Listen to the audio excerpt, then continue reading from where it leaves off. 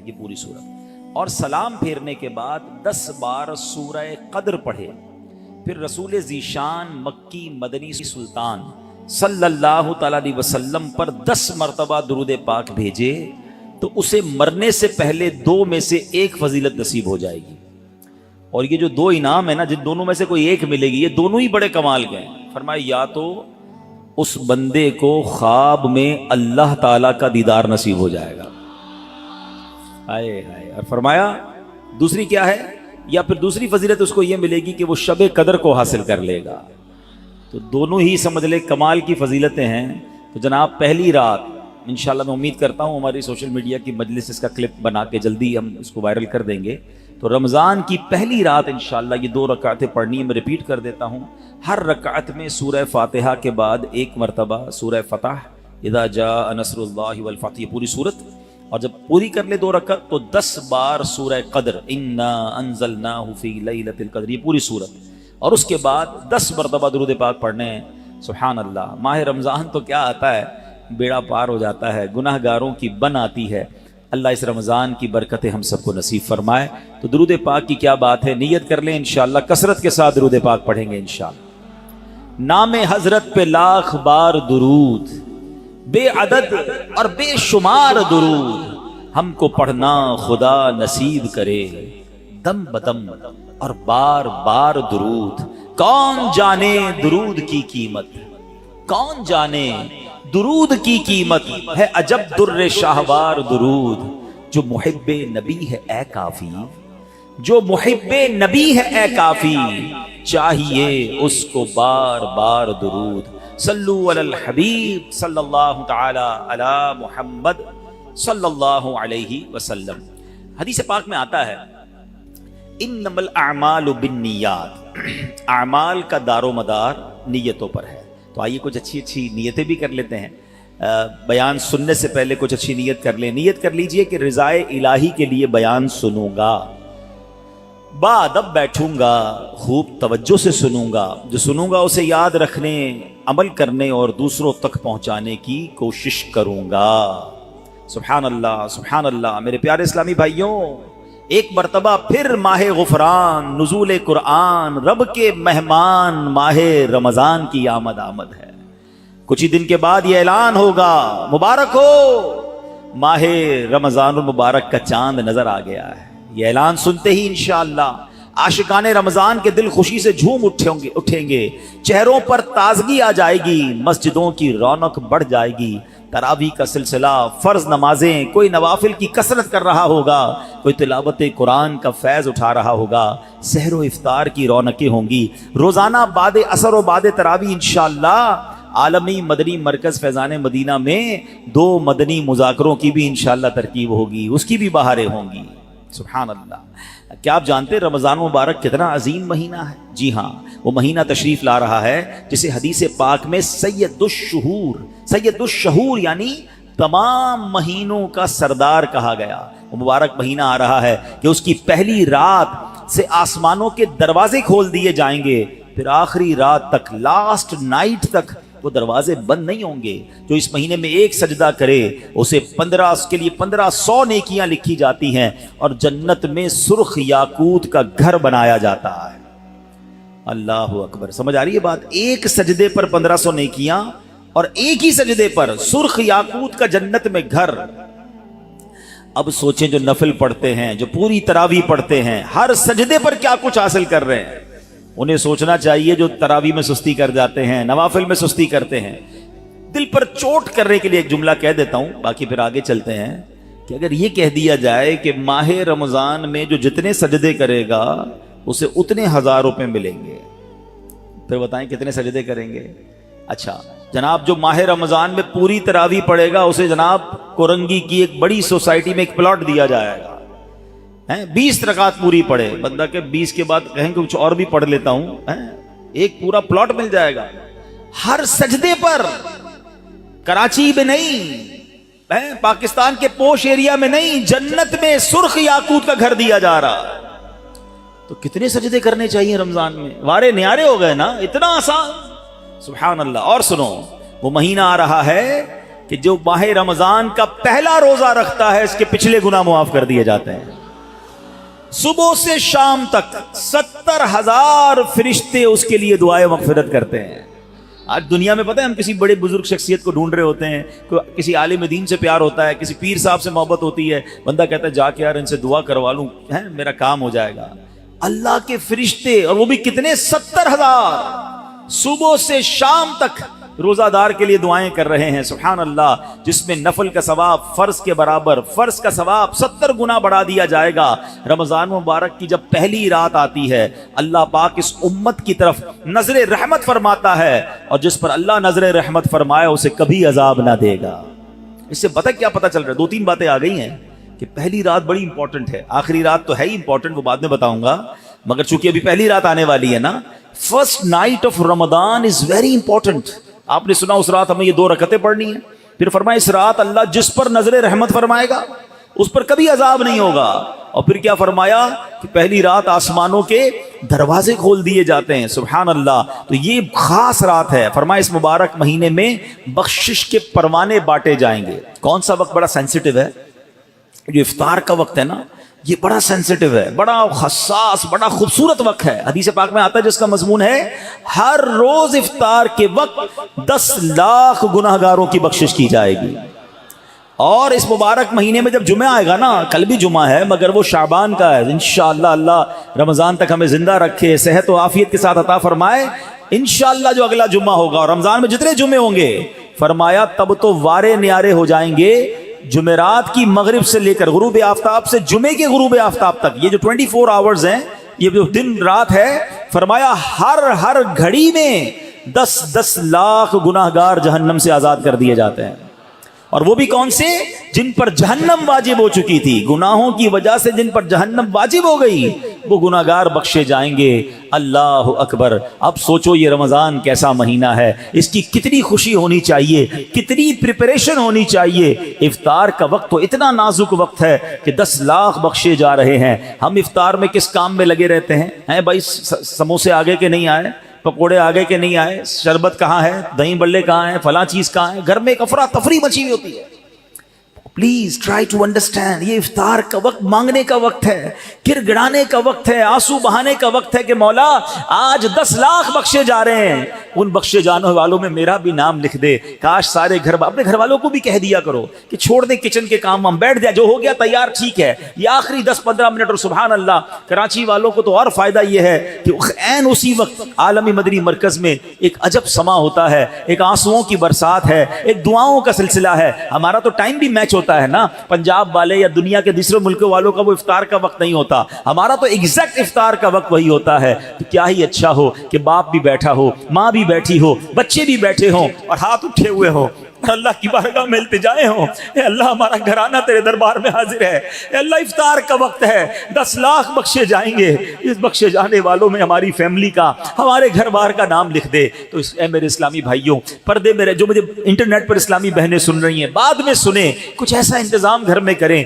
कि 10, 15, 20 मिनट पहले आप सारे कामों से फारिग हो जाएं, अब दुआओं में गुजारें। इफ्तार का वक्त, इफ्तार से पहले भी दुआ करें, मगर जो खास मकबूलियत की घड़ियां हैं वो ऐन इफ्तार के बाद हैं। इफ्तार में लग जाते हैं हम, कोई खजूर खा ली, पानी पी लिया, दोबारा हाथ उठाएं, दोबारा मांगे, ये वक्त है मांगने का, ये कबूलियत की घड़ियां हैं। अल्लाह करे कि हम इन लम्हात को प्रॉपर अंदाज में, सही अंदाज में गुजारने में कामयाब हो जाएं। क्या खूबसूरत अशार लिखे गए कि वाह क्या बात है माहे रमजान की, वाह क्या बात माहे रमजान की, वाह क्या बात माहे रमजान की, आया रमजान आ गया रमजान, वाह क्या बात माहे रमजान की, जान रमजान पर मेरी कुर्बान, वाह क्या बात माहे रमजान की, फज़ले रब से फिरा गया रमजान, لوٹو رمضان کا لوٹ لو فیضان، واہ کیا بات ماہ رمضان کی۔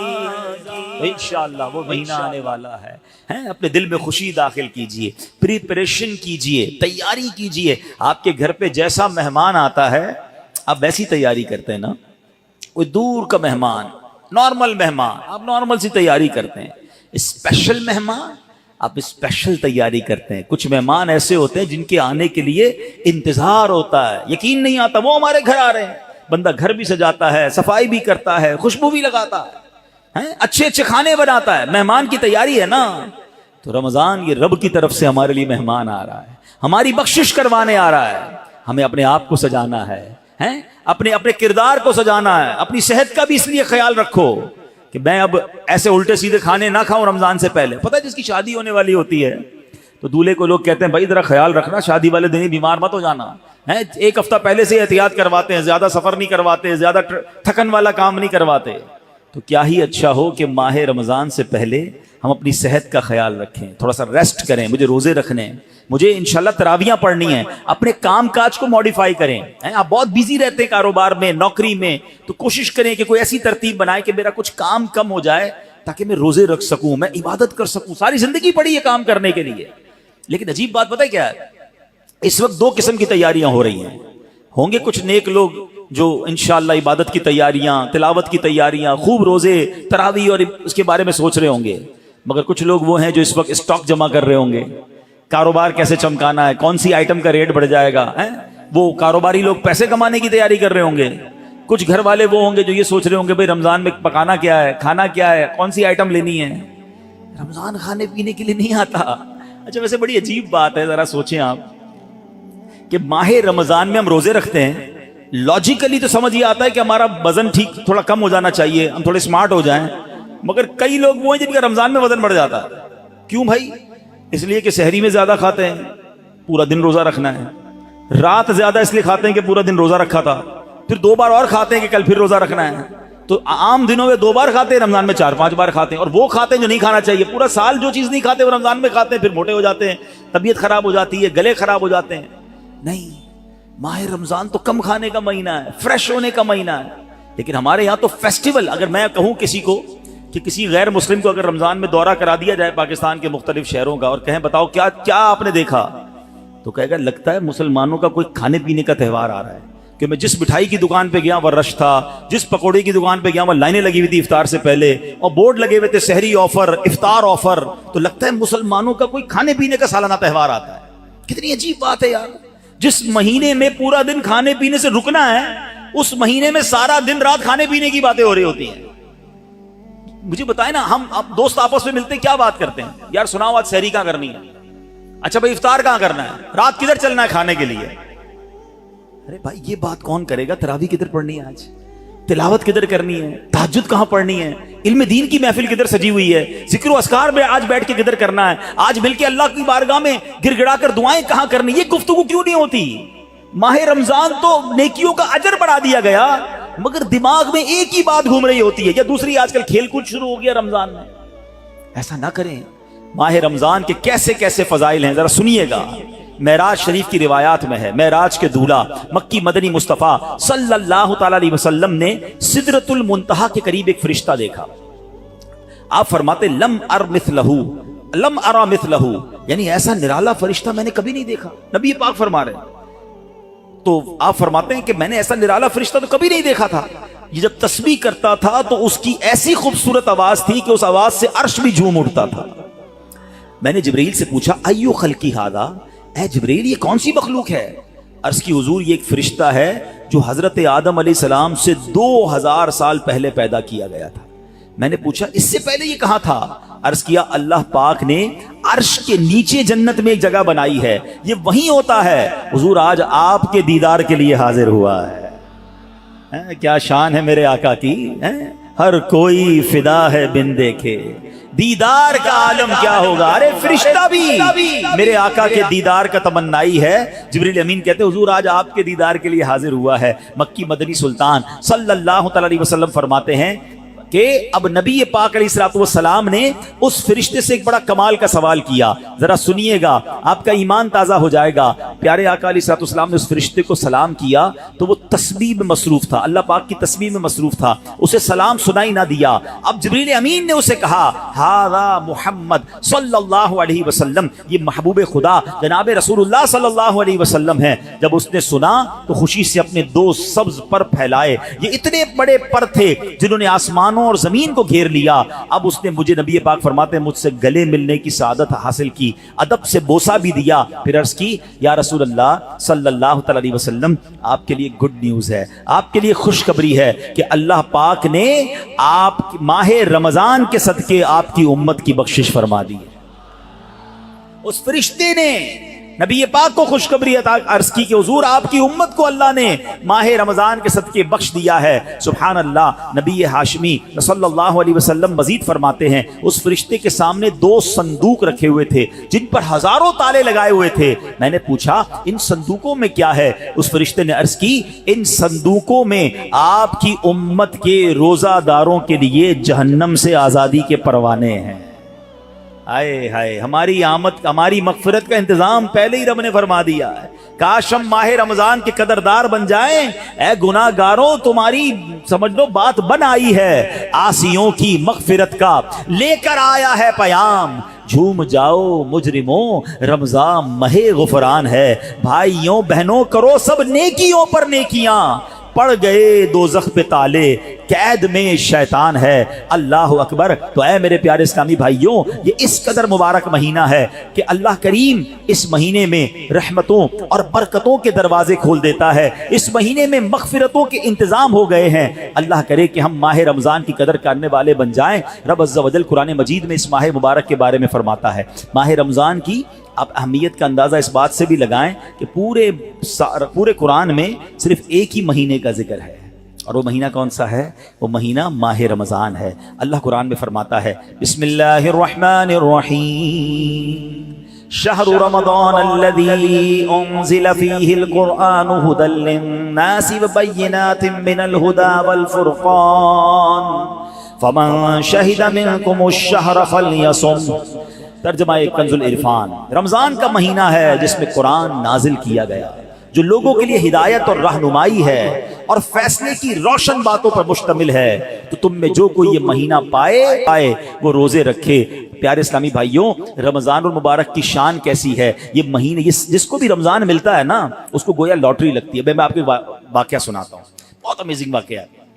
پیارے آقا علیہ الصلوۃ والسلام کی بارگاہ میں حضرت بہت اچھے بڑے صحابی ہیں, بلند مرتبہ صحابی ہیں, حضرت طلحہ بن عبید اللہ رضی اللہ تعالیٰ جہاد میں گئے اور شہید ہو گئے, اور ایک سال بعد دوسرے جو صحابی تھے ان کا بھی انتقال ہو گیا. ٹھیک ہے, حضرت طلحہ فرماتے ہیں ان دونوں کے دنیا سے جانے کے بعد ایک رات میں نے خواب میں دیکھتا ہوں کہ میں جنت کے دروازے پر کھڑا ہوں, یہ دونوں صحابی رسول وہاں موجود ہیں. اتنے میں جنت کے اندر سے کوئی باہر آیا, وہ صحابی جن کا انتقال ایک سال بعد ہوا تھا انہیں لے کر جنت میں چلا گیا. تھوڑی دیر کے بعد دوبارہ وہ فرشتہ آیا اور جو صحابی ایک سال پہلے شہید ہوئے تھے ان کو بعد میں جنت میں لے کر گیا. اب بات سمجھ آ رہی ہے, جو شہید ہوئے زیادہ عبادت کرتے تھے وہ بعد میں جنت میں گئے, اور جو ایک سال بعد جن کا انتقال ہوا جو اتنی عبادت نہیں کرتے تھے مگر وہ جنت میں پہلے چلے گئے. اچھا کمال دیکھو صحابہ کرام علیہ رضوان کا, کہ جو بھی خواب دیکھتے تھے, جو بھی ذہنوں میں سوال ہوتا تھا, ڈائریکٹلی نبی پاک علیہ السلام کی بارگاہ میں آ جاتے. ان کے پاس کیسی نعمت موجود تھی کہ اس کا مسئلے کا حل تو نبی پاک نے کرنا ہے. کہا حضور یہ کیا ماجرا ہے, شہید وہ ہوئے, عبادت بھی زیادہ کرتے تھے, جنت میں وہ بعد میں جا رہے ہیں, جن کا انتقال بعد میں ہوا حضور وہ پہلے جا رہے ہیں جنت میں. اللہ اکبر. تو نبی پاک علیہ السلام نے کیا خوبصورت جواب دیا. فرمایا یہ دوسرے صحابی ایک سال زیادہ زندہ نہیں رہے. کہا جی حضور یہ تو ایک سال زیادہ زندہ رہے. تو فرمایا کیا ایک سال زیادہ زندہ رہنے والے نے ایک سال پہلے شہید ہونے والے سے زیادہ روزے نہیں رکھے ایک سال؟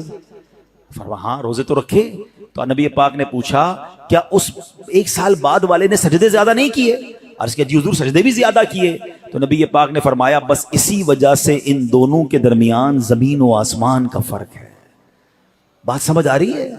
مومن اور نیک آدمی کی لمبی عمر یہ اس کے لیے بہت بڑی سمجھ لو فائدہ ہے کہ وہ جتنا جیتا ہے اتنے سجدے زیادہ کرتا ہے, اتنے رمضان اسے ملتے ہیں.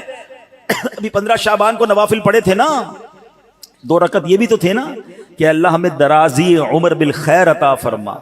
یاد رکھیے گا بندہ نیک ہو اور عمر طویل ہو تو اس کے وارے نہیں آ رہے ہیں، لیکن اگر بندہ گناہ گار ہے اس کی عمر بڑی ہو جائے تو وہ تو مارا گیا نا. اس کی تو روز نماز قضا ہو رہی ہے، اس کے رمضان کے روزے بھی قضا ہو رہے ہیں، وہ روز جھوٹ بول رہا ہے وہ روز حرام کما رہا ہے، تو اس کا تو گناہوں کا میٹر جاری ہے نا.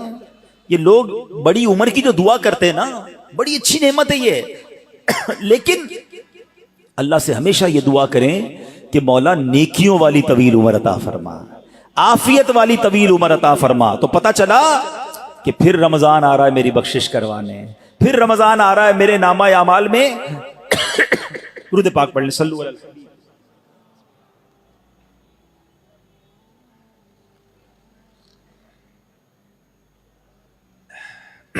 تو پتہ چلا کہ ماہ رمضان یہ ہمارے لیے بہت بڑا احسان ہے. اللہ خیر سے رمضان عطا کر دے، اس کو ضائع نہ ہونے دینا، اس کو خوب نیکیوں میں گزارنا. پچھلے گناہوں کی معافی کا ایک اور چانس دیا جا رہا ہے، مغفرت کا گویا ایک اور موقع آنے والا ہے. اللہ کرے کہ ہم اس کی قدر کرنے میں کامیاب ہو جائیں. یا خدا ہم عاصیوں پر یہ بڑا احسان ہے، یا خدا ہم عاصیوں پر یہ بڑا احسان ہے، زندگی میں پھر عطا ہم کو کیا رمضان ہے. یا الہی تو مدینے میں کبھی رمضان دکھا، یا الہی تو مدینے میں کبھی رمضان دکھا، مدتوں سے دل میں یہ عطار کے ارمان ہے. تو اے میرے پیارے اسلامی بھائیوں، کاش ماہ رمضان کی ہم قدر کرنے میں کامیاب ہو جائیں. آپ کو معلوم ہے ماہ رمضان جب ماہ رمضان آتا تھا نا تو میرے آقا اس کا بھرپور استقبال فرماتے تھے. انشاءاللہ دعوت اسلامی کی طرف سے آج امید ہے کہ نگران شورا اور پھر پرسوں امیر اہل سنت ایک نرالا انداز استقبال کا اعلان کرنے والے ہیں. میں نہیں چاہتا میں پہلے اعلان کروں، ہمارے بزرگوں سے وہ اعلان آ جائے گا تو آپ سب کو پتہ چل جائے گا. ویسے تو انشاءاللہ جیسے میں نے کہا کہ اس نیت سے گھر کی صفائی کرنا، گھر میں خوشبو لگانا، اچھا لباس پہننا ہے، خوشی کا اظہار کرنا، ایک دوسرے کو مبارکباد دینا، یہ بھی بہت ضروری ہے. دیکھیے ہمیں اگر اپنی آنے والی نسلوں تک یہ بات باقی رکھنی ہے کہ رمضان کی اہمیت رہے، ہمارے بچوں کو پتہ چلے، انہیں سارا سال انتظار رہے، تو ہمیں بھی ماہ رمضان کو سیلیبریٹ کرنا چاہیے. نبی پاک کیا کرتے، میرے آقا جب چاند نظر آتا نا سبحان اللہ، تو پیارے آقا علیہ الصلوۃ والسلام قبلے کی طرف رک کر کے یوں دعا مانگتے. ذرا دعا دیکھیے گا کون سی ہے. آقا کی دعا کیا ہوتی، اللہم احلہ علینا بالامن والامانہ والسلامة والعافية المجللة ودفاع الأسقام والعون على الصلاة والصيام والقيام وتلاوة القرآن. اللهم سلمنا لرمضان وسلمه منا حتى ينقضي وقد غفرت لنا ورحمتنا وعفوت عنا. اے اللہ اس چاند کو ہم پر امن و امان، سلامتی، مکمل عافیت اور بیماریوں سے حفاظت کا ذریعہ بنا، اور نماز، روزے، عبادت اور تلاوت قرآن پر مدد کا سبب بنا. اے رب کریم ہمیں رمضان کی وجہ سے سلامتی عطا فرما، یعنی اسے ہمارے لیے سلامتی والا بنا اور اسے ہم سے سلامتی عطا فرما، یہاں تک کہ جب یہ رخصت ہو تو تیری مغفرت و رحمت اور عفو درگزر ہمارا یقینی مقدر بن چکا ہو. سبحان اللہ. تو پتہ چلا رمضان مبارک کی آمد پر خوشخبریاں دینا، لوگوں کو مبارکباد دینا، یہ اچھا کام ہے. انشاءاللہ اگر ہم رمضان کی آمد کی خوشی بنائیں گے، اللہ کی رحمت جوش میں آئے اور کاش ہم جنت کے حقدار بن جائیں. مگر ایک احتیاط اس میں کرنی ہے، جب بھی رمضان آتا ہے نا تو ایک بڑا عجیب سا میسج وائرل ہوتا ہے. کیا وائرل ہوتا ہے؟ حدیث پاک میں ہے کہ جس نے سب سے پہلے آمد رمضان کی مبارک دی اس کے لیے جنت واجب ہو جاتی ہے.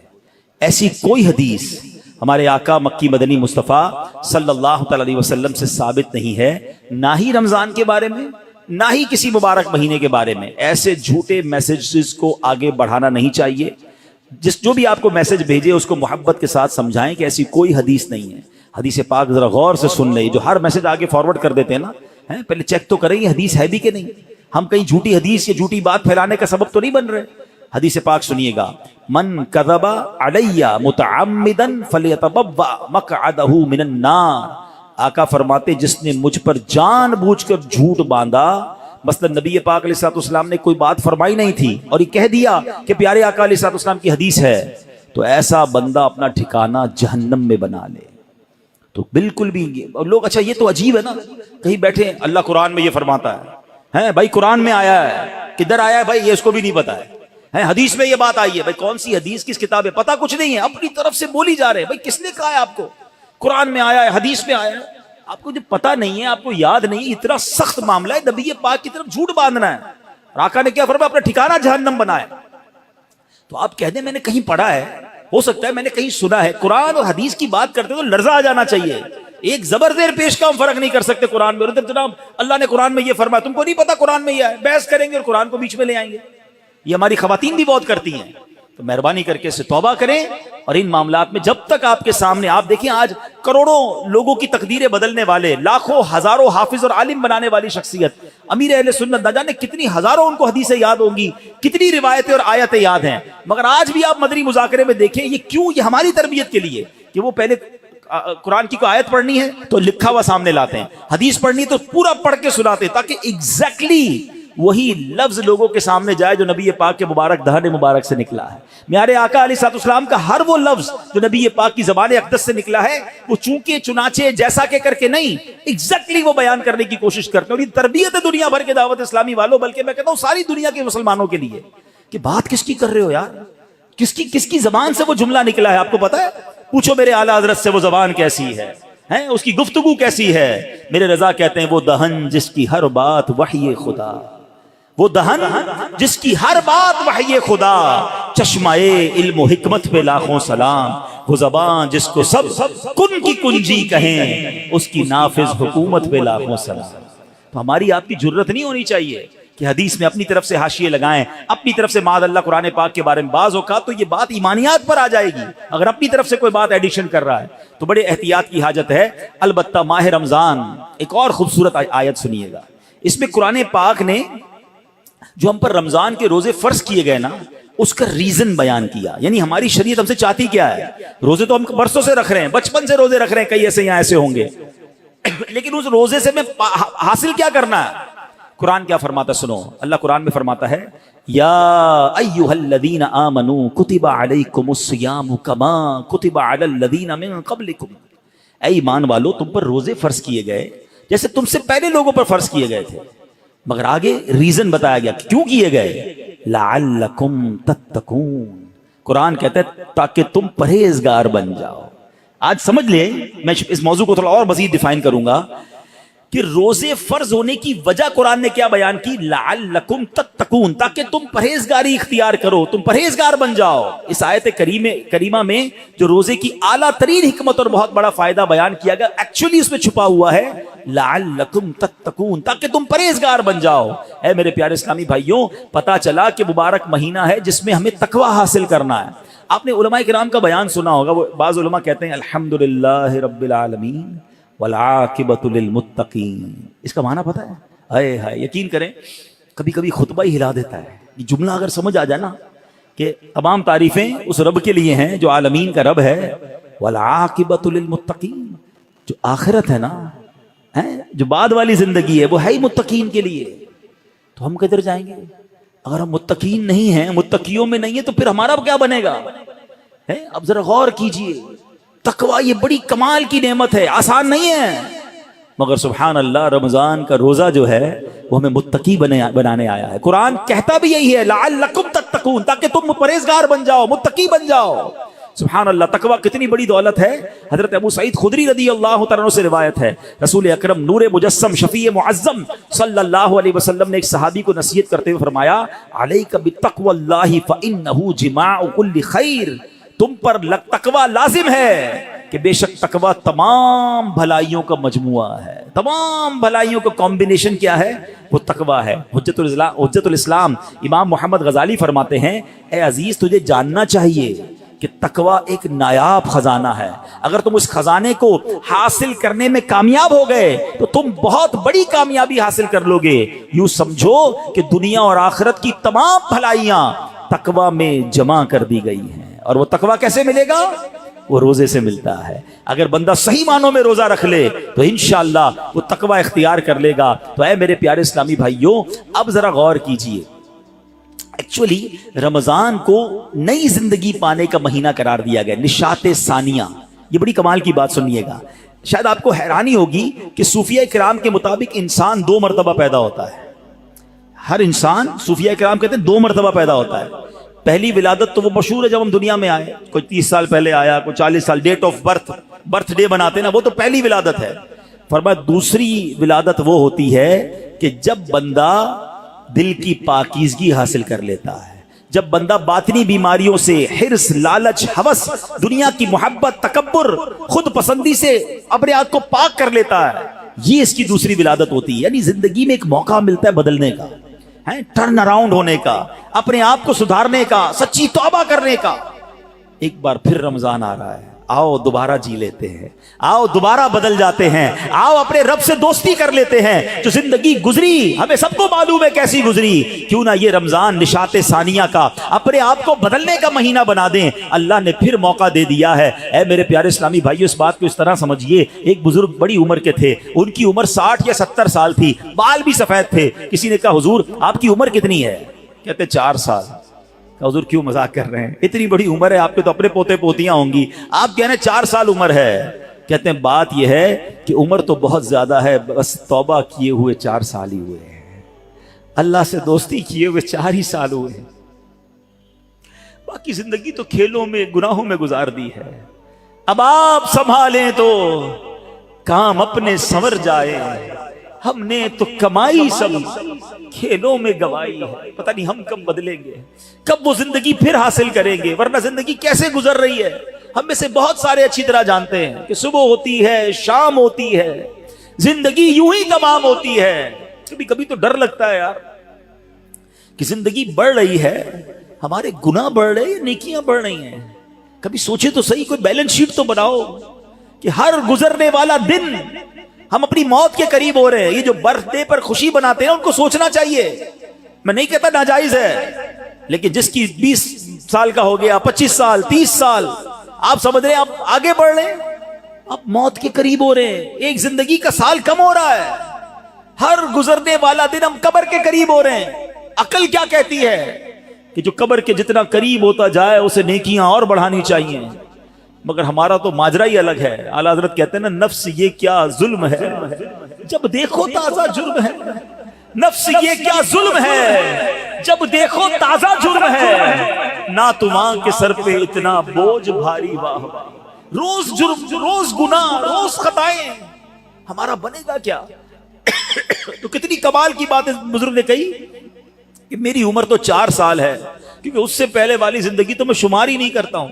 توبہ کی ہے, نمازیں شروع کر دی ہیں, اللہ کو راضی کرنے والے کام شروع کیے, یہی میری اصل زندگی ہے. تو اے میرے پیارے اسلامی بھائیوں, کاش ہمیں یہ بات سمجھ آ جائے اور ہم توبہ کرنے والے بن جائیں. اللہ پاک کے نبی حضرت عیسیٰ علیہ نبینا علیہ الصلوۃ والسلام کا فرمان ہے, لن یلج ملکوت السماوات من لم یولد مرتین, یعنی جو بندہ 2 مرتبہ پیدا نہیں ہوتا وہ آسمانی بادشاہت میں داخل نہیں ہو سکتا. یہ بزرگوں کے اقوال ملتے ہیں کہ دوسری زندگی کب ملی تمہیں؟ توبہ کے بعد والی زندگی, اللہ سے دوستی والی زندگی. اے شراب پینے والو, اے نماز قضا کرنے والو, اے حرام کام کرنے والو, اے چھپ چھپ کر گناہ کرنے والو, اے چوری کرنے والو, اے ڈاکہ ڈالنے والو, اے ماں باپ کو ستانے والو, کب تک گناہ کرو گے؟ آؤ وہ مہینہ آ رہا ہے جس مہینے میں ہمیں رب سے دوستی کرنی ہے, جس مہینے میں ہمارے دشمن, ارے ہمیں بہکاتا کون ہے؟ ابلیس نا, شیطان. اسی شیطان کو تو رمضان میں بند کر دیا جاتا ہے. کتنا ہمارے لیے کام آسان ہو گیا, بہکانے والا ہی بند ہے. اب تو توبہ کر لو, اب تو رب سے دوستی کر لو, اب تو اپنی لائف کو ریوائیو کر کے نشاط ثانیہ ایک نئی زندگی حاصل کر لو کہ چلو اس رمضان سے پہلے والی زندگی دوسری, اور اب زندگی الگ ہے. اب اللہ کی رضا والی زندگی, اب سجدوں والی, اب نماز والی, اب حلال والی زندگی ہوگی. آپ نے 2 صحابی کے واقعات سنے, 1 سال زندہ رہے زیادہ, وہ شہید سے آگے بڑھ گئے کیونکہ وہ 1 سال انہوں نے سجدوں میں, نمازوں میں, روزوں میں گزارا. ہمارا ہر سال ہمارے نہ جانے کتنے گناہوں میں اضافہ کرتا ہوگا. ہمیں یہ غور کرنا چاہیے.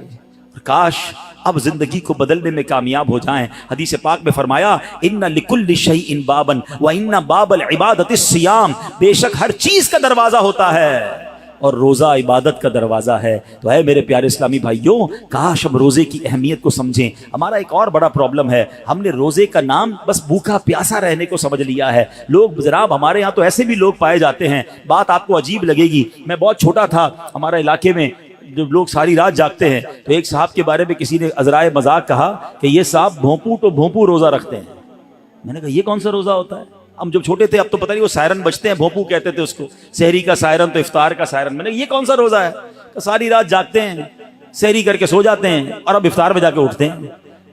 تو نہ ظہر پڑی نہ عصر پڑی, مغرب کا بھی پتہ نہیں ہے, یہ کون سا روزہ ہے؟ صرف کیا بھوکا پیاسا ہی رہنا ہے؟ فلمیں ڈرامے دیکھ رہے ہیں لوگ, موبائل پہ گیمز چل رہی ہیں, میوزک چل رہا ہے. ہم کیوں رمضان کی نہیں سمجھ رہے؟ روزہ کس چیز کا نام ہے؟ دیکھو یہ کیسے بندے کو پلٹا دیتا ہے اگر صدق کے دل کے ساتھ روزہ رکھا جائے. حضرت شیخ ابو بکر شبلی کا واقعہ سنیے گا, 3ری صدی کے بزرگ ہیں. کہتے ہیں اپنی زندگی کا ایک حیرت انگیز واقعہ بیان کیا آپ نے. ایک مرتبہ ایک قافلے کے ساتھ میں ملک شام جا رہا تھا, تو کہتے ہیں کہ راستے میں اچانک ڈاکوؤں کی جماعت نے ہمارے قافلے پر اٹیک کیا اور قافلے والوں کا ساز و سامان لوٹ کر اپنے سردار کے سامنے ڈھیر کر دیا. جانچ پڑتال کرنے لگے, ایک شخص کے سامان سے بہت ساری شکر اور بادام نکلے. ڈاکو تو ڈاکو ہوتے ہیں. انہوں نے جناب کہا چلو مال بھی ملا اور پیسے کھانا بھی ملا, تو سب نے شکر اور بادام کھانا شروع کر دی. مگر میں نے دیکھا کہ ڈاکو کا سردار کھا نہیں رہا کچھ. تو شیخ ابو بکر شبلی کہتے ہیں بھائی تم کیوں نہیں کھا رہے؟ لوٹ تو لیا ہے, سب کھا رہے, تم خاموش ہو. تو کہتا ہے میرا روزہ ہے. شیخ ابو بکر شبلی کہتے ہیں کہ ایک طرف تو لوگوں کا مال لوٹ رہے ہو, لوگوں سے پیسے لوٹ رہے ہو, اور تم روزہ بھی رکھے ہوئے ہو, یہ کیا بات ہوئی؟ تو کیا کہتے ہیں وہ ڈاکو کا سردار کہتا ہے کہ اللہ پاک سے صلح کے لیے کوئی راہ بھی تو باقی رکھنی چاہیے نا. مجھے پتا ہے میں غلط کر رہا ہوں, مگر رب کو راضی کرنے کے لیے کوئی راستہ تو باقی رکھوں نا. اللہ اکبر. وہ کہتے ہیں مجھے تو, شیخ ابو بکر شبلی کہتے ہیں میں تو بات بھول گیا, مگر کچھ عرصے کے بعد میں نے مکہ مکرمہ میں اسی ڈاکوؤں کے سردار کو دیکھا. اس کے چہرے پر عبادت کا نور تھا, مجاہدات کی وجہ سے اس کا جسم کمزور پڑ چکا تھا, وہ احرام باندھے طواف کعبہ میں مصروف تھا. اسی حالت میں دیکھ کر مجھے ایک بار پھر حیرت ہوئی. میں نے ان سے پوچھا تم وہی نہیں جو ڈاکوؤں کے سردار تھے؟ کہتے ہاں بات یہ ہے کہ میں وہی ہوں, اور سنیے اسی روزے نے میری اللہ پاک سے صلح کروا دی ہے. یہ روزہ عبادت کا دروازہ ہے, اس کی اہمیت کو سمجھنا ہے. روزہ رکھ کر جو لوگ گناہ کر رہے ہیں, رمضان کی راتوں میں جو گناہ کر رہے ہیں, خدا نہ ایسا نہ کریں. اور آئیے گناہوں بھری زندگی سے ہمیں اپنے آپ کو بدلنا ہے. صحابی رسول حضرت جابر بن عبداللہ کا کمال کا فرمان ہے. میں نے خود زندگی میں پہلی بار یہ جو جملہ پڑھا, لیکن کیا کمال کی بات آپ فرماتے ہیں. آپ فرماتے لا تجعل یوم صومک و یوم فطرک سواء. فرماتے تمہارے روزے کا دن اور بغیر روزے کا دن, ان دونوں کو ایک جیسا مت رکھو. بات بڑی پتے کی ہے. تم بغیر روزے کے جیسے ہوتے ہو, روزے میں بھی ویسے ہی ہو.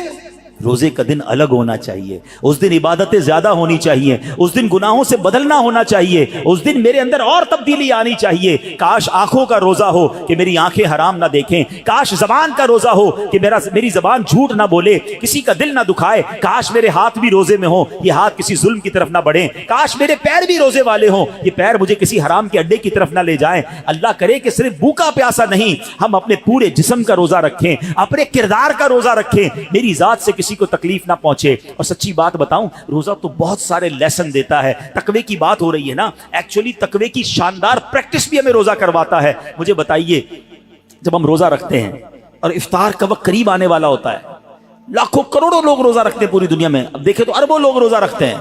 کوئی ایک اسلامی بھائی, بچہ بچی مجھے بتا دیں, اسلامی بھائی اسلامی بہن, کہ جو روزے سے پہلے چپکے سے گھر میں جائے, کوئی دیکھنے والا نہ ہو اور کچھ کھانا پینا کھا لے.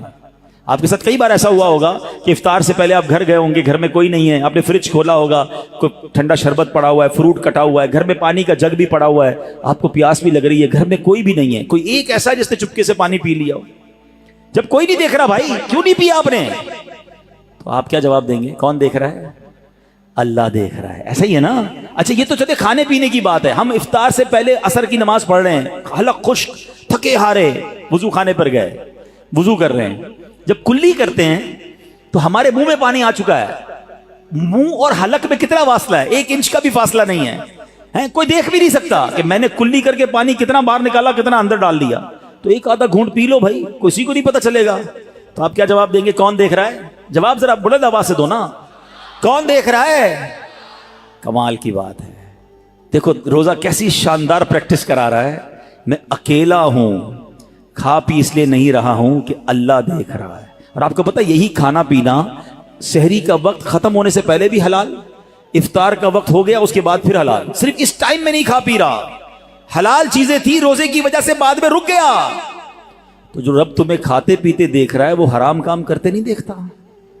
اب سوچیں، یہ شاندار، ہم ہر سب جتنے مسلمان ہیں پریکٹس کرتے ہیں رمضان میں، بالکل پکی پریکٹس ہوتی ہے. اللہ دیکھ رہا ہے اس لیے نہیں کھاؤں گا، اللہ دیکھ رہا ہے پھر فلم کیوں دیکھتے ہو، اللہ دیکھ رہا ہے پھر حرام کیوں دیکھتے ہو، اللہ دیکھ رہا ہے تم جھوٹ کیوں بولتے ہو. رمضان میں بھی گناہ کر رہے ہیں لوگ، اور رمضان کے بعد تو دھڑلے سے کر رہے ہیں. کیا میرا رب معاذ اللہ تمہیں صرف کھاتے پیتے دیکھ سکتا ہے؟ تمہیں حرام کام کرتے ہوئے، حرام کماتے ہوئے، جھوٹ بولتے ہوئے، کسی پر زیادتی کرتے ہوئے نہیں دیکھ رہا؟ اس وقت کیوں خیال نہیں آتا اللہ دیکھ رہا؟ اس کا مطلب یہ ہوا کہ اللہ کی رحمت سے ہمیں پریکٹیکلی تقوی کی پریکٹس کرائی جاتی ہے رمضان میں، تاکہ ہم تگڑے ہو جائیں، ہم روحانی طور پہ مضبوط ہو جائیں. شیطان کو بند کر دیا جاتا ہے، لیکن جیسی شیطان آزاد ہوتا ہے، جو مسجد صبح و شام بھری رہتی ہے وہ خالی ہو جاتی ہے جناب. پھر غلط گناہوں کے کام شروع ہو جاتے ہیں. کیوں؟ ارے ہماری تو پریکٹس کروائی گئی رمضان میں کہ رمضان کے بعد بھی مضبوط رہیں. آئیں اس بار ایسی پکی سچی نیت کر لو کہ انشاءاللہ رمضان کا بھی انتظار نہیں کریں گے. آج سے انشاءاللہ اب نمازوں کی پابندی شروع ہو جائے گی انشاءاللہ. آج سے اب گناہوں کو چھوڑ کر رمضان کا استقبال کرنا ہے نا. اب میں آپ کو بتاتا ہوں میرے آقا رمضان کیسے گزارتے تھے. ایک عاشق رسول کے لیے تو سب سے بہتر طریقہ تو پیارے آقا کا رمضان ہے نا، جن کے صدقے رمضان ملا ہے، جن کے صدقے یہ ماہ ملا ہے. آئیے میں بتاتا ہوں وہ رمضان کیسے گزارتے تھے. سبحان اللہ. اللہ کے پیارے حبیب علیہ الصلوۃ والسلام جب رمضان آتا نا، بی بی عائشہ فرماتی ہے آپ کے چہرے کا رنگ بدل جاتا. اچھا کیوں بدلتا تھا؟ کہ خوف خدا کہ کہیں رمضان میں حق کے بندگی ادا کرنے میں کوئی کمی نہ رہ جائے. یہ کس کی بات ہو رہی ہے؟ محبوب رب العالمین جناب رسول اللہ صلی اللہ تعالی علیہ وسلم، آپ کا رنگ بدل جاتا.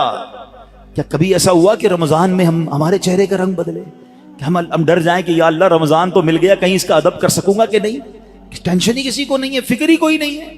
نبی پاک کا یہ انداز تھا. پھر پیارے آقا علیہ الصلوۃ والسلام، اچھا پھر جو رمضان کی بے حرمتی کرتے ہیں نا، جو رمضان کی راتوں میں گناہ کرتے ہیں، ماد اللہ رمضان کی قدر نہیں کرتے، وہ بھی ذرا ایک واقعہ سن لیں. علامہ ابن جوزی رحمۃ اللہ تعالی لکھتے ہیں اللہ پاک کے آخری نبی رسول مقبول علیہ الصلوۃ والسلام نے فرمایا میرے پاس جبریل امین حاضر ہوئے. عرض کی یا رسول اللہ صلی اللہ تعالی علیہ وسلم، قیامت میں ایک نوجوان کو لایا جائے گا، وہ غمگین ہوگا، رو رہا ہوگا، فرشتے اس کو لوہے کے گرزوں یعنی آئرن راڈ سے اسے ہانک رہے ہوں گے. وہ نوجوان 1000 سال تک الامان الامان پکارتا رہے گا، لیکن اس کو امان نہیں دی جائے گی. پھر اس نوجوان کو 1000 سال کے بعد رب قہار کی بارگاہ میں پیش کیا جائے گا. اللہ پاک فرشتوں کو حکم دے گا کہ اسے منہ کے بل جہنم میں ڈال دو. جبریل امین کا بیان سن کر رسول اکرم صلی اللہ تعالی علیہ وسلم نے فرمایا اے جبریل یہ کون ہوگا؟ عرض کیا حضور وہ آپ کا ایک امتی ہوگا. فرمایا اس کا گناہ کیا ہوگا؟ اس کا گناہ کیا ہوگا؟ عرض کی یا رسول اللہ صلی اللہ تعالی علیہ وسلم یہ وہ بد نصیب ہے جس کی زندگی میں رمضان المبارک تو تشریف لایا مگر توبہ و استغفار کی بجائے ماہ رمضان کو اس نے گناہوں میں گزار دیا. رمضان میں گناہ نہیں کرنے، یہ بات سمجھ لو. آج میرے پیارے اسلامی بھائیوں بات بڑی سمجھنے والی ہے. مجھے ایک بات بتائیں، کوئی کہیں بھی گناہ کرے، گناہ ہوتا ہے، غلط ہے، مگر کوئی مکہ پاک میں جا کے گناہ کرے، حدود حرم میں جا کے گناہ کرے، ایک گناہ 1,00,000 گناہ کے برابر ہو جاتا ہے، سزا زیادہ ہو جاتی ہے. آپ کی مسجد کے باہر روڈ پہ کھڑے ہو کے معاذ اللہ کوئی گالی نکالے حرام، لیکن مسجد کے اندر آ کر نکالے، آپ کیا کہیں گے؟ خدا کا خوف کرو اللہ کے گھر میں. تو اسی طرح کچھ مقام کی اہمیت ہوتی ہے، کچھ وقتوں کی اہمیت ہوتی ہے، کچھ مہینوں کی اہمیت ہوتی ہے. رمضان ہمیں بخشوانے آیا ہے، اور اگر رمضان میں بھی گناہ ہوں گے تو اللہ کے غضب کو دعوت دینے والی بات ہے. حدیث پاک کا مضمون ہے کہ جو رمضان میں ایک گناہ کرے گا اس کے 1 سال کے اعمال برباد کر دیے جائیں گے. اب اس پہ ڈرنا ہوگا، ہمیں اس کی پریکٹس کرنی ہوگی. اچھا ایسا تو ہے نہیں کہ جیسے ہی رمضان کا چاند نظر آئے گا میری جناب جتنی بھی گناہوں کی عادتیں وہ آٹومیٹکلی بند ہو جائیں گی. جس کی جھوٹ بولنے کی عادت ہے، جس کی حرام دیکھنے کی عادت ہے، جس کی لڑائی کرنے کی عادت ہے، جس کی معاذ اللہ برے کام کرنے کی عادت ہے، وہ رمضان میں کیسے بچائے گا اپنے آپ کو؟ تو ابھی سے اپنے آپ کو بچانا شروع کر دیں، پریکٹس شروع کریں اور اپنا ذہن بنا لو. آپ کچھ بھی ہو جائے میں نے انشاءاللہ گناہ نہیں کرنا ہے.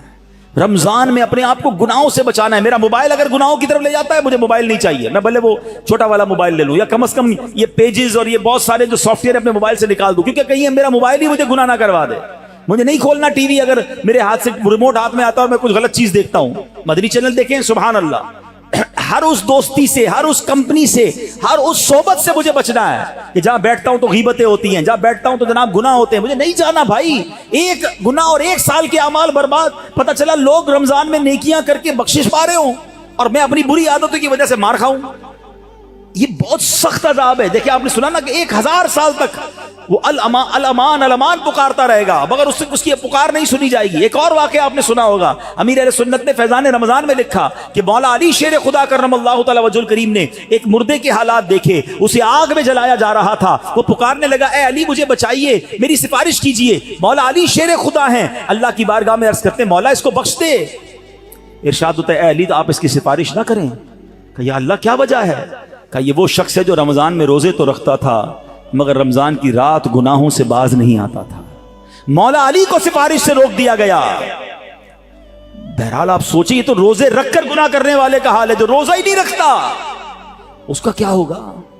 تو خدا را یہ مہینے میں قدر کرنی ہے. یہ مہینہ میری اور آپ کی بخشش کے لیے آیا ہے. یہ ہمارے اعمال نامے کو بہت زیادہ انشاءاللہ امپروو کرنے کے لیے آیا ہے. اللہ کرے کہ ہم اس مہینے کے بارے میں سوچیں. ایک اور انداز میرے آقا کا کیا تھا، بی بی عائشہ صدیقہ رضی اللہ تعالیٰ عنہا فرماتی ہیں جب رمضان کا مہینہ تشریف لاتا تو پیارے آقا علیہ الصلوۃ والسلام عبادت پر کمر باندھ لیا کرتے. نبی پاک عبادت تو ویسے بھی بڑی فرمایا کرتے تھے مگر رمضان میں اسپیشل میرے آقا علیہ الصلوۃ والسلام اور زیادہ عبادت کرتے، نوافل بڑھا دیتے، ذکر و اذکار بڑھا دیتے، دعائیں بڑھا دیتے. تو ہمیں بھی رمضان میں پلان کرنا ہے کہ میں نے انشاءاللہ تلاوت قرآن کرنی ہے، میں نے رمضان میں اتنے نوافل پڑھنے ہیں، میں نے انشاءاللہ اتنے درود پڑھنے ہیں، میں نے آپ فضول کاموں سے بچنے لگ جائیں، آپ کی ویسے ہی ٹائم میں بڑی برکت ہو جانی ہے. اچھا رمضان المبارک میں پیارے آقا کا ایک اور انداز، نبی پاک رمضان میں 20 رکعت تراویح پڑھتے تھے. یاد رہے کچھ لوگ 20 رکعت میں ڈنڈی مار رہے ہوتے ہیں، وتر بھی ادا فرماتے، 20 رکعت پوری ادا فرماتے. پیارے آقا نے 20 رکعت تراویح نبی پاک نے نماز تراویح با جماعت پابندی سے ادا نہ فرمائی، صرف 2 دن ادا کی اور پھر سبحان اللہ ہم پر کتنی بڑی مہربانی کی. آپ فرماتے ہیں کہ اگر اس پر پابندی کی گئی تو فرض ہو جانے کا اندیشہ ہے، میری امت کے لیے دشوار ہو جاتی، اس لیے آپ نے جماعت کی پابندی نہ فرمائی. البتہ 20 رکعتیں نبی پاک نے پڑھی اور پھر آپ کے بعد حضرت عمر رضی اللہ تعالیٰ عنہ نے باقاعدہ 20 رکعت نماز تراویح کی جماعت کا اہتمام کیا. تو آج پوری دنیا میں مسلمان تراویح پڑھتے ہیں مگر وہ لوگ ایک نیا ٹرینڈ چلا ہے، 3 روزہ تراویح، 5 روزہ تراویح، 7 روزہ تراویح. غلط نہیں ہے یہ، مگر اس میں ایک احتیاط یہ کرنی ہے کہ جو بھی لوگ یہ انتظام کرتے ہیں وہ حافظ صاحب سے بھی کہہ دیں اور حافظ صاحب سے بھی میری گزارش ہے کہ پراپر قرآن پڑھیں. ہم قرآن سننے کے لیے جمع ہوتے ہیں، کوئی ایوارڈ نہیں چاہیے. اتنا ماشاءاللہ 10 پارے بھی 4 پارے بھی پڑھ رہے ہیں اور 10 بجے فارغ بھی کر رہے ہیں، بڑے اسپیڈ میں پڑھتے ہیں. وہ اسپیڈ میں پڑھ رہے ہیں، قرآن پڑھنے کا ثواب مل بھی رہا ہے کہ نہیں؟ ٹھیک ہے نا، کچھ سمجھ ہی نہیں آ رہا تلاوت کیا ہو رہی ہے. تو یہ کوئی ریس نہیں لگی ہوئی، اللہ کا کلام ہے، اس کے آداب ہیں، اس کی جناب کوئی طریقہ کار ہے، اس کے پروناؤنسیشنز ہیں. بعض اوقات مخارج کی غلطی اور صحیح طریقے سے نہ پڑھنا ثواب کی بجائے گناہ ہوتا ہے. تو پڑھنے والے بھی احتیاط کریں اور ایسی جگہ ہی جا کر پڑھیں کہ جہاں صحیح معنوں میں صحیح تلفظ کے ساتھ تلاوت ہوتی ہو. لیکن اگر کوئی 3 روزہ 5 روزہ 7 روزہ تراویح پڑھتا ہے ٹھیک ہے، اگر صحیح تلاوت ہوئی اور آپ کی نماز ہو گئی اوکے، عاشقان رسول کے ساتھ آپ نے پڑھی ماشاءاللہ. لیکن اس کا مطلب یہ نہیں کہ آپ نے 3 روزہ ختم قرآن کر لیا، 5 روزہ ختم قرآن کر لیا، پورا مہینہ چھٹی ہو گئی.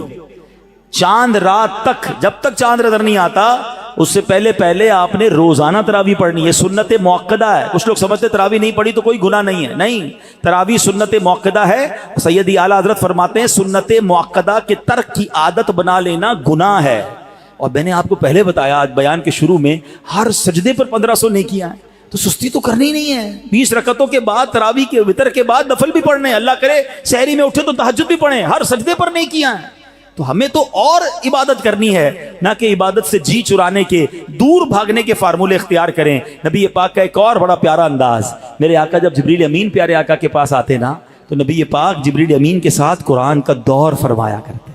ہائے ہائے ہائے، ہم میں سے بہت سارے وہ لوگ جو تلاوت کرتے ہیں، اچھی بات ہے، مگر یہ دور والی سنت بھی عمل ہونی چاہیے. 2 دوست بیٹھ جائیں، میں پہلے آپ کو قرآن سناتا ہوں پھر آپ سنائیں، اللہ کرے زبانی یاد ہو تو زبانی سنائیں، ورنہ پڑھ کے سنا دیں. گھر میں میاں بیوی کر سکتے ہیں، باپ بیٹا کر سکتے ہیں، بھائی بہن، پردے کے جو بھی معاملات فیملی کے ہیں وہ دیکھ کر اگر گھر میں بھی اپنے ساتھ بیٹھ کر دور کریں اور یاد کریں وہ کیسا منظر ہوگا جب جبریل امین اور نبی پاک قرآن کا دور فرمایا کرتے. اور ایک خاص کام نبی پاک کا یہ ہوتا کہ رمضان میں، ویسے تو میرے آقا سے بڑھ کر سخی کون ہے، مگر رمضان میں میرے آقا خوب سخاوت فرماتے. ہر آنے والے کو عطا فرماتے.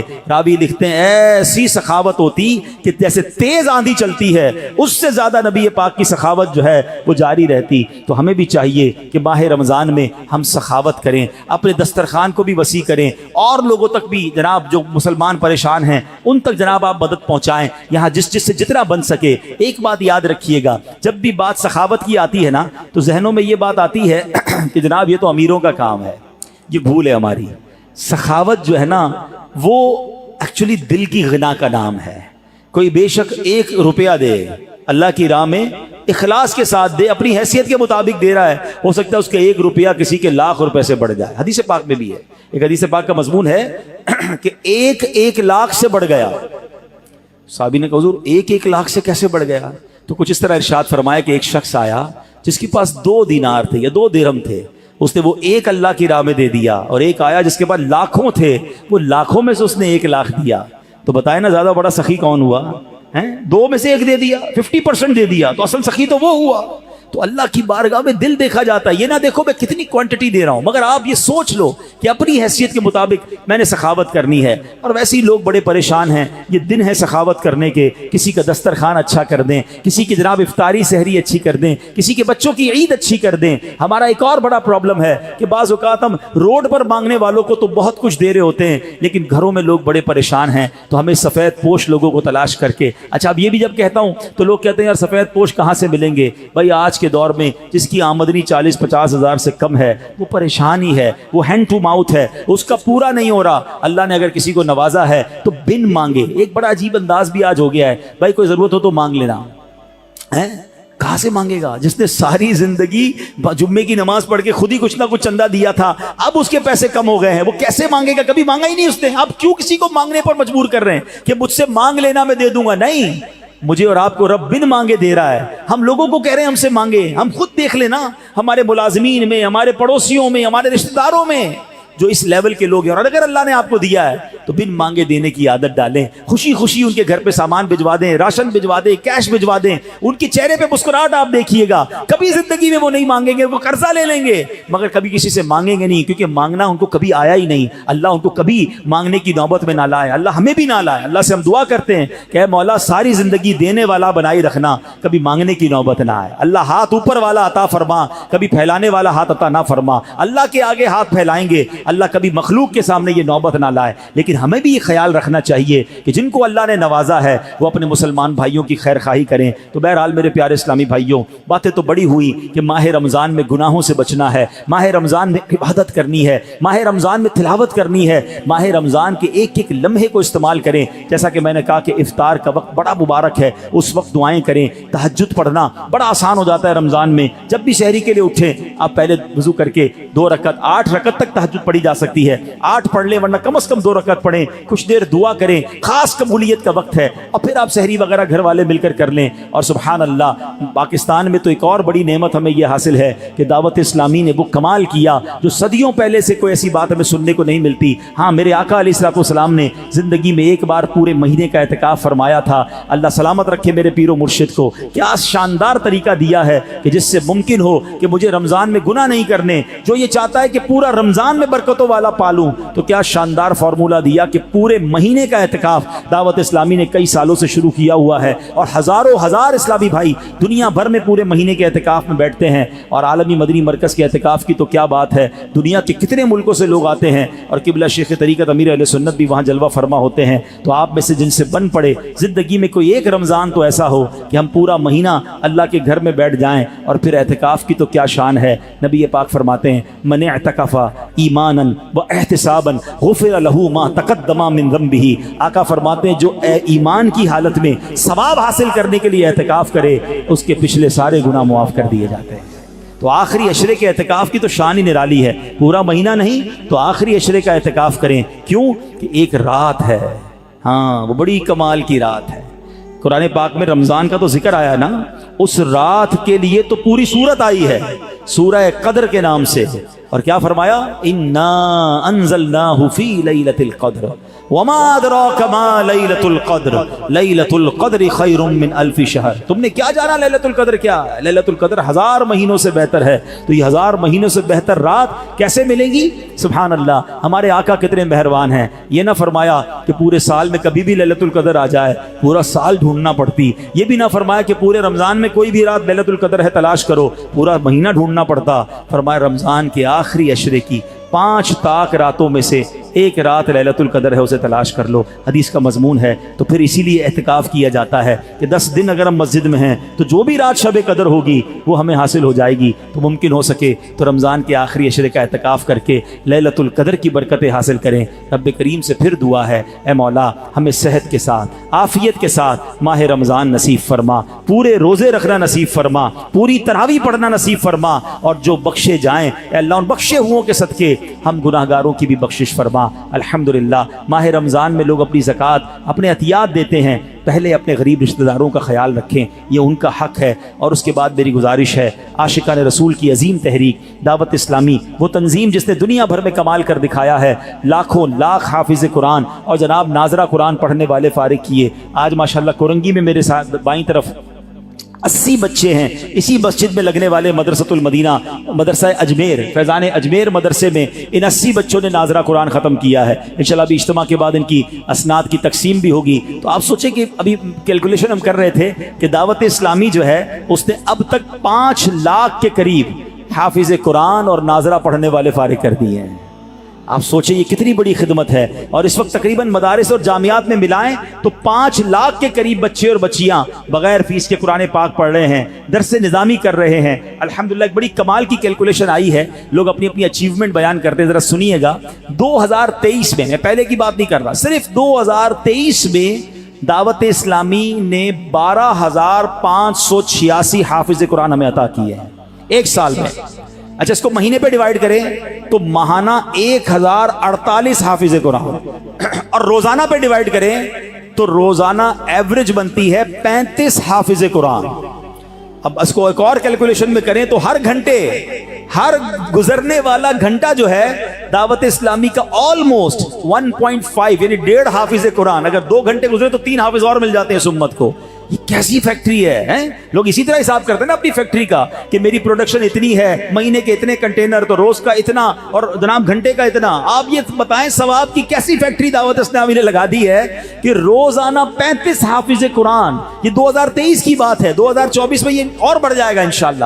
تو یہ صرف حافظ قرآن کی بات ہو رہی ہے. علماء بن رہے ہیں، مساجدیں بن رہی ہیں، اور جناب schools, Islamic English medium school بن رہے ہیں. اسلام آباد میں یونیورسٹی بن چکی ہے.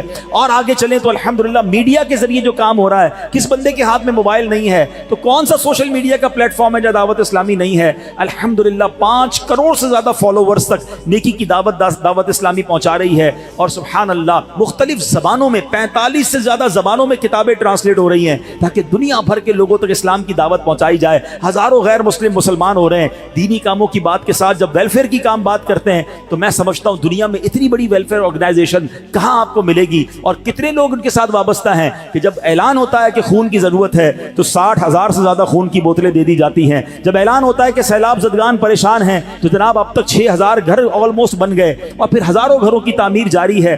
اربوں روپے کی امداد ہے. ترکیہ ہو، شام کا زلزلہ ہو، فلسطین کے مسلمانوں کی مدد ہو. الحمدللہ دعوت اسلامی کا شعبہ FGRF آپ کو ہر جگہ خدمت کرتا ہوا نظر آتا ہے. تو ایسی تحریک جو ہمیں حافظ بھی دیتی ہو، عالم بھی دیتی ہو، امام بھی دیتی ہو، امت کو رہنما بھی دیتی ہو، اور جب وقت پڑے تو خون بھی دیتی ہو، مشکل وقت آ جائے تو غریب مسلمانوں کی امداد بھی کرتی ہو، مصیبت زدوں کی امداد کرتی ہو، تو ایسی تحریک کا ہم کیوں نہ ساتھ دیں. سچی بات تو یہ ہے کہ ہمارے پیسوں کا نصیب جاگتا ہے، ہمارے پیسوں کا بھاگ جاگتا ہے کہ ہمارے پیسے اتنے بڑے عظیم کام میں لگ جائیں. تو نہ صرف رضا مسجد میں موجود عاشقان رسول، دنیا بھر کے وہ اسلامی بھائی جو مجھے اس وقت لائیو سوشل میڈیا پہ سن رہے ہیں یا بعد میں اس بیان کو دیکھیں، خدارا اپنی دعوت اسلامی کا دل کھول کر ساتھ دیں، اپنی آخرت کا اس میں آپ سمجھیں کہ سامان کر رہے ہوں گے کہ نہ جانے میرے پیسوں سے کوئی حافظ بن گیا، کوئی عالم بن گیا، جناب کسی دکھیارے مسلمان کی مدد ہو گئی اور قیامت کے دن وہی میری مغفرت کا ذریعہ بن گیا۔ تو اپنی زکوٰۃ میں، اپنے عطیات میں، رمضان میں جو عید کا فطرہ دیں، ان تمام چیزوں میں دعوت اسلامی کو ضرور آپ نے اس کو کنسیڈر کرنا ہے، اس کا ساتھ دینا ہے۔ اللہ کریم سے دعا ہے کہ رب کریم ہمیں اپنی دعوت اسلامی کا دل کھول کر ساتھ دینے کی توفیق عطا فرمائے۔ آئیے میرے پیارے اسلامی بھائیوں، آج چونکہ جمعرات ہے اور ہر جمعرات ہمیں کچھ درود پاک اور دعائیں پڑھائی جاتی ہیں، تو ہم انشاءاللہ اپنے معمولات کو پورا کر لیتے۔ درود پاک پڑھ لیں، صلو علی الحبیب۔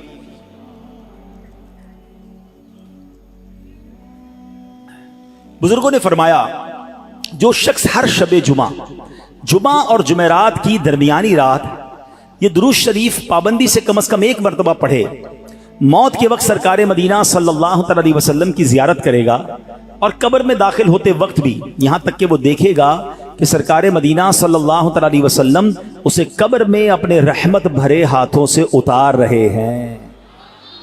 مل کر پڑھ لیتے ہیں، اللہم صلی وسلم وبارک علی سیدنا محمد النبی الامی الحبیب العالی القدر العظیم الجاہ وعلی آلہ وصحبہ وسلم۔ حضرت انس رضی اللہ تعالیٰ عنہ سے روایت ہے کہ تاجدار مدینہ صلی اللہ علیہ وسلم نے فرمایا جو شخص یہ درود پاک پڑھے، اگر کھڑا تھا تو بیٹھنے سے پہلے اور بیٹھا تھا تو کھڑے ہونے سے پہلے اس کے گناہ معاف کر دیے جائیں گے۔ مل کر پڑھ لیں، اللہم صلی علی سیدنا و مولانا محمد وعلی آلہ وسلم۔ جو یہ درود پاک پڑھتا ہے اس پر رحمت کے 70 دروازے کھول دیے جاتے ہیں۔ مل کر پڑھ لیں، صلی اللہ علی محمد۔ علامہ احمد سعدی رحمۃ اللہ تعالی بعض بزرگوں سے نقل کرتے ہیں اس درود شریف کو ایک بار پڑھنے سے 6 لاکھ درود شریف پڑھنے کا ثواب حاصل ہوتا ہے۔ مل کر پڑھ لیں، اللہم صلی علی سیدنا محمد عدد ما فی علم اللہ صلاۃ دائمۃ بدوام ملک اللہ۔ ایک دن ایک شخص آیا تو نبی پاک علیہ الصلوۃ والسلام نے اسے اپنے اور صدیق اکبر رضی اللہ تعالیٰ عنہ کے درمیان بٹھا لیا۔ اس سے صحابہ کرام کو حیرت ہوئی کہ یہ کون بڑے مرتبے والا شخص ہے۔ جب وہ چلا گیا تو نبی پاک علیہ الصلوۃ والسلام نے فرمایا یہ جب مجھ پر درود پاک پڑھتا ہے تو یوں پڑھتا ہے۔ مل کر پڑھ لیں، اللہم صلی علی محمد کما تحب وترضى لہ۔ شافع امم صلی اللہ علیہ وسلم کا فرمان ہے جو شخص یوں درود پاک پڑھے اس کے لیے میری شفاعت واجب ہو جاتی ہے۔ اللہم صلی علی محمد وانزلہ المقعد المقرب عندک یوم القیامہ۔ حضرت ابن عباس رضی اللہ عنہ سے روایت ہے کہ سرکار مدینہ صلی اللہ علیہ وسلم نے فرمایا اس کو پڑھنے والے کے لیے 70 فرشتے 1000 دن تک نیکیاں لکھتے ہیں۔ مل کر پڑھ لیں، جزا اللہ عنا محمدا ما ہوا اہلہ۔ فرمان مصطفیٰ صلی اللہ علیہ وسلم جس نے اس دعا کو 3 مرتبہ پڑھا گویا اس نے شب قدر حاصل کر لی۔ مل کر پڑھتے ہیں، لا الہ الا اللہ الحلیم الکریم سبحان اللہ رب السماوات السبع ورب العرش العظیم لا الہ الا اللہ الحلیم الکریم سبحان اللہ رب السماوات السبع ورب العرش العظیم لا الہ الا اللہ الحلیم الکریم سبحان اللہ رب السماوات السبع ورب العرش العظیم. سبحان اللہ. یہ جو رات ہے نا جمعرات کی، ذرا حدیث سنیے گا. نبی پاک علیہ الصلوۃ والسلام فرماتے ہیں بے شک اللہ پاک ہر جمعے کی رات کے شروع سے لے کر آخر تک اور ہر رات کے آخری تہائی حصے میں دنیا کے آسمان پر تجلی فرماتا ہے اور فرشتے کو حکم دیتا ہے جو یہ اعلان کرتا ہے کوئی مانگنے والا کہ اس کو عطا کروں، ہے کوئی توبہ کرنے والا کہ میں اس کی توبہ قبول کروں، ہے کوئی بخشش مانگنے والا کہ اس کو بخش دوں، اے نیکی کے چاہنے والے نیکی کے کام میں جلدی کر، اور اے گناہ کے چاہنے والے گناہ سے باز آ جا. جمعے کا دن کا ایک وظیفہ بھی ہے کہ نبی پاک علیہ الصلوۃ والسلام نے فرمایا جو شخص جمعے والے دن فجر کی نماز سے پہلے 3 مرتبہ استغفر اللہ الذی لا الہ الا هو واتوب الیہ پڑھے، اس کے گناہ بخش دیے جائیں گے اگرچہ سمندر کی جھاگ سے زیادہ ہوں.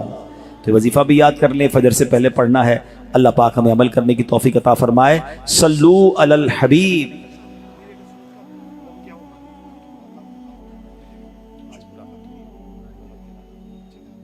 ماشاءاللہ آپ سب کے لیے خوشخبری یہ ہے کہ آج روحانی علاج کا بستہ لگا ہوا ہے، سٹال لگا ہوا ہے.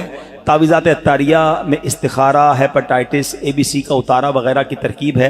اور آج انشاءاللہ جو لوگ اس روحانی علاج کے سٹال پہ جائیں گے نا تو ان کو امیر اہل سنت کا دم کیا ہوا پانی بھی پیش کیا جائے گا. سبحان اللہ. کورنگی نمبر 4 فیضان اجمیر جو مدرسہ ہے مدرسۃ المدینہ، اس کے 104 بچوں نے ناظرہ اور حفظ مکمل کرنے کی سعادت حاصل کی ہے. تو اس میں سے ناظرہ کے بچوں کو آج انشاءاللہ اسناد یعنی سرٹیفکیٹس وغیرہ جو ہیں وہ پیش کیے جائیں گے انشاءاللہ. صلو علی الحبیب.